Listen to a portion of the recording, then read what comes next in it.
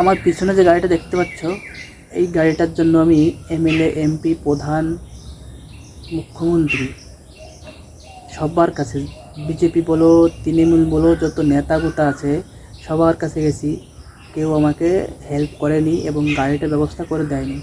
তা আমি ওদেরকে বলেছিলাম যে যদি নিজে পারি অন্য কান্ট্রি থেকে নিয়ে আসবো, কিন্তু তোমাদের কাছে আর আসবো না। ওরা চাইলে দিতে পারতো।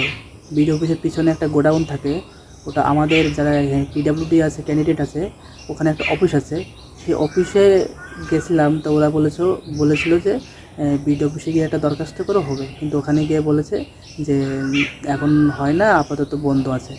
তা আমার যদি গাড়িটা খারাপ হয়ে যাবে তাহলে আমি কী করে চলবো? তো ওই জন্য আমি ওদেরকে কাছে পরে আর যাইনি। তা এই গাড়িটা যে আমাকে দিয়েছে তাকে তো অসংখ্য ধন্যবাদ। আর এই গাড়িটা পুরো নতুন, এই যে মাডগার্ড বলে, যে বসার তো ছিট বলে, ওগুলো রাখা আছে, কারণ এখানে থাকে তো বৃষ্টিতে ভিজে যায়, ভিজে গেলে খারাপ হয়ে যাবে। তো এটাকে ঠিক করতে হলে এর মানে পুরো খুলতে হবে, পুরো ওয়ারিং করতে হবে। তো ওটা বাড়িতে গিয়ে আমি ঠিক করব। আর এটা আমি তো এখন বাড়িতে নেই, আমি অন্য লোকের বাড়ি থাকি আর এখানেই কাজ করি। আর এই যে এটা আমার গাড়ি, কিন্তু এটা আমার বাড়ি না। আর আমার সামনে দেখো কত সুন্দর বাগান, ফুল বাগান। আর এই গাড়িটা দেখতে হচ্ছে, গাড়িটা কিন্তু আমার না, মানে এই বাড়ির লোকের।